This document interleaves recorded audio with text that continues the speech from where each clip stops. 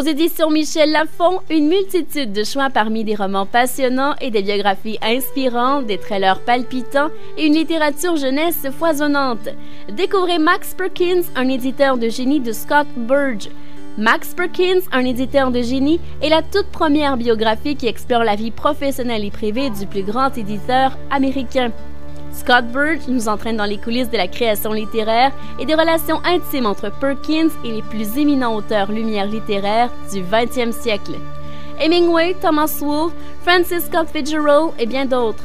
Max Perkins, un éditeur de génie, est une plongée inédite dans l'âge d'or de l'édition, adaptée au cinéma avec Colin Firth dans le rôle titre. Vous écoutez Samedi de lire avec l'auteur invité d'Amélie Boivin-Enfield. On est maintenant rendu au segment du coup de cœur littéraire de mon auteur invité de cette semaine, Nathalie Roy. Et Nathalie, c'est quoi ton coup de cœur que tu as envie de présenter aux auditeurs? Oui, j'ai très envie de vous parler d'un thriller psychologique qui s'appelle La fille du train, qui a été écrit par Paula Hawkins. Donc, c'est sorti il y a peut-être 8 mois. Là, je l'ai lu, moi, à l'automne, mais je pense que c'est une belle lecture d'été aussi. Et je me suis dit, ben les gens me connaissent pour la chick-lit et tout, mais je suis une très, très grande amatrice de polar et d'histoires un peu tordues. Et c'en est une, mais c'en est pas une tant que ça. Je vous l'explique, d'accord? On est en compagnie de Rachel. Rachel habite la banlieue de Londres. Elle voyage tous les matins en train. À 8h04, elle prend le train et elle revient à 17h56 le soir. C'est toujours le même trajet. Elle s'installe sur le bord de la fenêtre et il y a une maison qui, depuis longtemps, attire son attention. Elle s'est créée une histoire avec cette maison-là et les deux propriétaires qu'elle voit, les deux occupants qu'elle voit régulièrement, un couple qu'elle a même surnommé le Jason et Jess. C'est dans son imaginaire. Alors tout de suite, ça nous rejoint, nous, comme auteurs. Puis elle s'imagine que c'est le couple parfait parce qu'elle, de son côté, sa vie personnelle va très mal.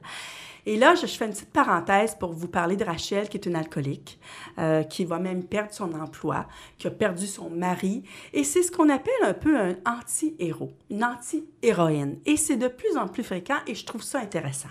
On est donc avec une fille qui n'est pas du tout dans les standards de ce qu'on pense, même que parfois on ne l'aime pas. Honnêtement, là, on est là, « Hey, t'es sauté pas mal, là. Veux-tu bien arrêter de faire du trouble à tout le monde? » Mais c'est une grande détresse qu'elle vit, cette Rachel-là. Donc, je poursuis sur le train, parce que ça s'appelle La fille du train. Elle voit donc cette maison-là. Et un jour, elle voit la dame en compagnie d'un autre homme. Oups, là, ça fonctionne plus dans sa tête. Là. Qu'est-ce qui se passe? Est-ce qu'elle a un amant? Est-ce que le couple est dysfonctionnel? Elle se met à vraiment s'imaginer des choses par rapport à ce couple-là. Elle est très triste de ça, très affectée. Et puis, quelques jours plus tard, le front, la une du journal, lui apprend que la femme en question est portée disparue. Alors, elle apprend à ce moment-là qu'elle ne s'appelle pas, qu'elle s'appelle plutôt Megan, que c'est une jeune femme qui est disparue dans des circonstances très mystérieuses. Rachel prend ça très personnel et elle décide de mener son enquête.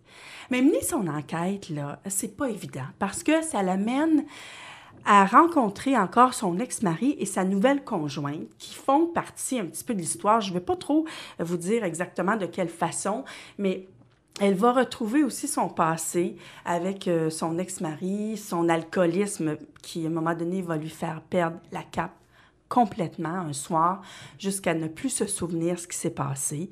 Et là, est-ce que Rachel a été impliquée dans un acte criminel quelconque? C'est possible parce que les traces sont là, mais elle ne se souvient plus de ce qui s'est passé cette nuit-là, alors qu'elle cherchait à entrer en contact avec le fameux mari de Megan, qu'elle soupçonne aussi d'être à la base de la disparition de sa Megan, son coup de cœur, là, la femme que tout le monde recherche, une femme qui semble parfaite, mais perfection n'existe pas, hein, Amélie? Je pense qu'on peut d'ores et déjà dire que la Megan en question, elle a quand même ses secrets à elle. Et là, on va arriver dans une finale, coup de poing, dans une finale déchirante. Et c'est un vrai page-turner. C'est à la fois dans le suspense de l'enquête policière et tout, des démarches que fait Rachel pour retrouver, pour savoir qu'est-ce qui s'est passé, pourquoi elle est disparue, c'est pas normal, et sa vie personnelle aussi, qui va de mal en pis. À un moment donné, sa coloc elle vit avec une coloc, mais sa coloc n'en peut plus là, de la trouver saoule à 3 heures de l'après-midi, évachée. Puis c'est devenu une obsession pour Rachel, l'enquête. Et c'est ça, c'est que c'est un livre qui nous fait aimer des personnages, qui nous en fait en détester d'autres, qui nous parle aussi de la banlieue de Londres. Ça, je trouve ça super intéressant. De la vie familiale, de la jalousie. Il y a beaucoup, beaucoup de jalousie, il y a beaucoup de rancœur dans ce livre-là. Et je vous dis pas la fin, là, mais vous allez la découvrir et vous allez avoir un coup de poing au cœur. Et est-ce que c'était la première fois qu'il utilisait cet auteur-là? Oui, absolument. Écoute, je sais pas si elle a lu, non, mais c'est d'ailleurs un best-seller. Hein. Vraiment, là, c'est vraiment un best-seller. Et d'ailleurs, on est très contents parce que Steven Spielberg a adapté les droits cinématographiques. Donc, il y a un film qui va sortir. C'est un film qui va sortir en septembre 2016 avec Emily Blunt dans le rôle de Rachel. C'est tout à fait un bon casting. Je l'imaginais tout à fait comme ça. Et je suis en train de regarder, voir si c'est son premier roman. Si je ne m'abuse, je pense que c'est son premier roman à Paula Hawkins, qui a vécu en France, en Belgique, au Zimbabwe. Journaliste. Oui, son premier roman. La fille du train est son premier roman. Et on nous cite le New York Times ici. La fille du train est sans conteste le livre le plus déstabilisant et le plus jouissif depuis les apparences de Gillian Flynn. Bon. Quel personnage, quelle intrigue. C'est du Hitchcock pour notre génération. Alors, des belles critiques.